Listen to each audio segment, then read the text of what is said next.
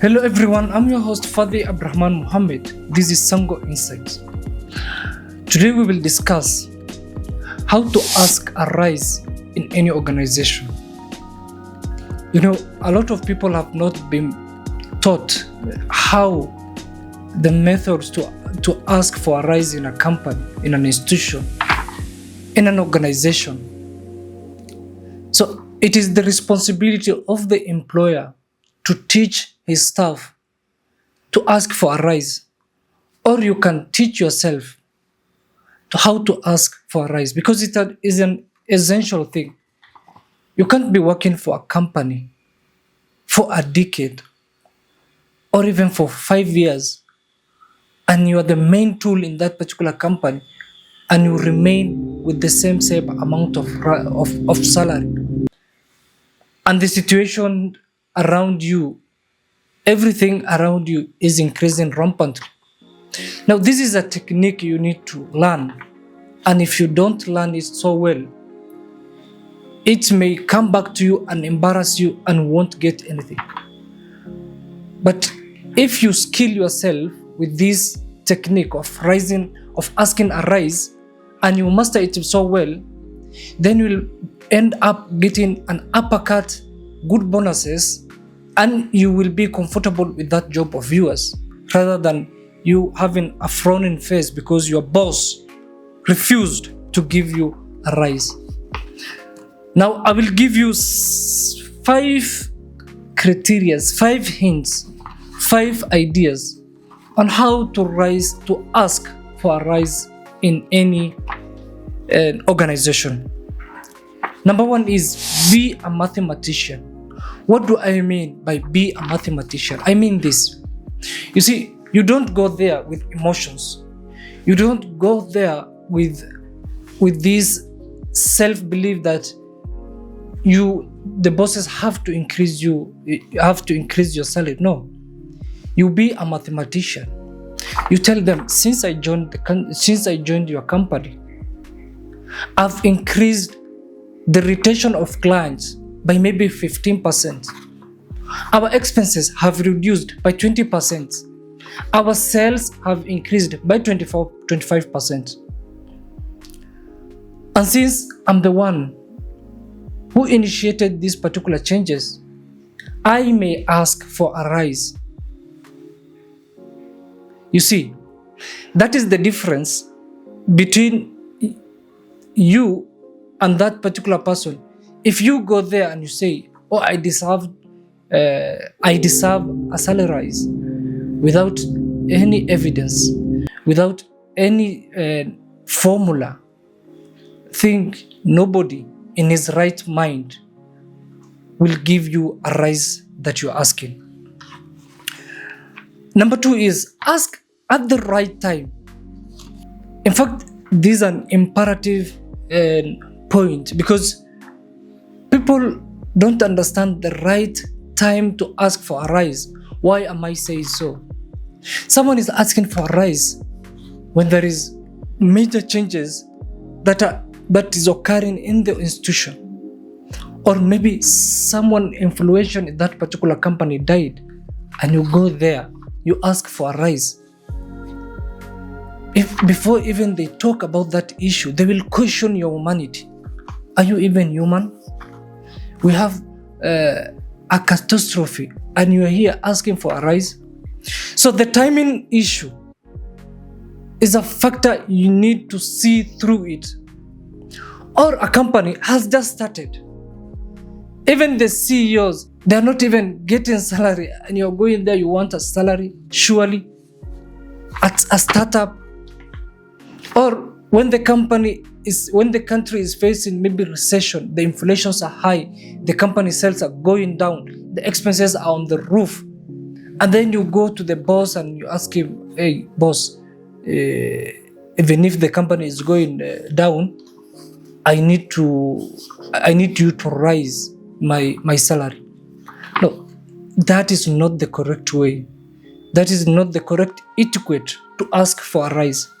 You need to foresee the timing. You need to go there when the company is flourishing, and when your inputs can be truly seen in the organization. Everyone can feel your impact in that particular organization.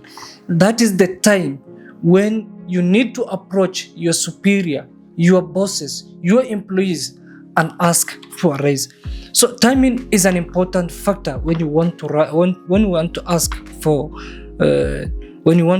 raise. Number 3 is be respectful and confident. You see, a lot of people tend to mix the two. You can be confident and you can be arrogant at the same time. When you exceed the level of confidence and you become overconfident, it tends to look like disrespect or ignorance. So you ask in a respectful way. On that particular day, you will wear your best attire to make sure the boss can feel you want something. He can see the changes. He can see your tune is somehow low and you are ready to be listened to. But if you come there, start comparing yourself with others. Oh, John, I've gotten a rise. I've not gotten one, and I came before John. Maybe John is doing a wonderful job in the organization, and you were there maintaining the status quo. You are just there existing, eating your lunch, coming, going, with no impact. So you don't need to compare yourself with other employees. Or you say, I've overstayed here, and you guys must consider me because after every 2 years, there is a percentage you need to increase me. No. If there is no agreement like that, this process cannot come into concession to your terms because there is no agreement. There is no agreement which is stating so. So you need to be respectful. You need to be a confident person. Ask in a alluring tune. Ask in a good attire. Be your best self when you are asking for a raise. That is what I'm trying to say. Number 4, that is efficiency and value. Let the company see your efficiency, your value in that particular organization. Let it be felt. Let it be when you go for holidays or you take a leave. The company feels you. Something is missing. Someone is missing. Things are not flowing smoothly because you are not there. That's way you are a person of a value. And when you go there negotiating for increment, they will only challenge you on the percentage increase, but they won't challenge you on how you carry yourself. They won't tell you, no, we don't see any value in you. No, they will just renegotiate with you on the increment percentage and the increment amount, but they won't touch on the part that you're not an efficient person. Yes, you're an efficient person. Give them evidence. Since I joined this organization, I've trained all this stuff. My menu is being used. My ideas, policies, manifestos is being used by this company. And we can feel the impact of my input in this company. Then you will have a say in the negotiation table. But if you don't do so, my friend, it will be hard. It will be an embarrassing moment for you, and you may end up having a bad time in that particular organization. Number 5, this is the final one.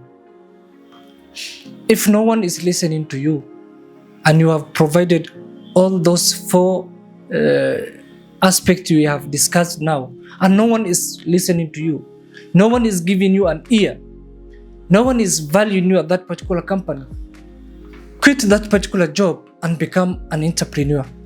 You see, the beautiful thing of becoming an entrepreneur is that, yes, you may struggle for the first 2 to 3 years.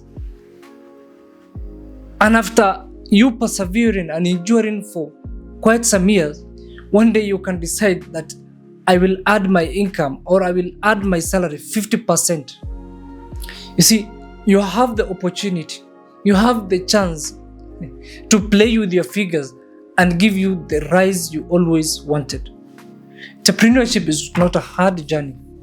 It just needs patience, a good strategy, and a good business plan.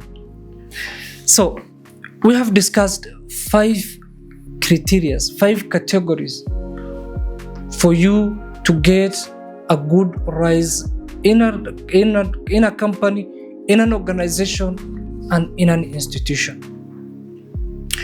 Master these ideas and you will have a good rise. And if you don't, it will be so hard. If you find value out of this video, kindly hit the like button, subscribe to our YouTube channel, and leave us a comment. Let us know what among these aspects have you ever used and how did you get that particular rise. I'm your host, Fadi Abrahman Mohammed. This is Sango Insights.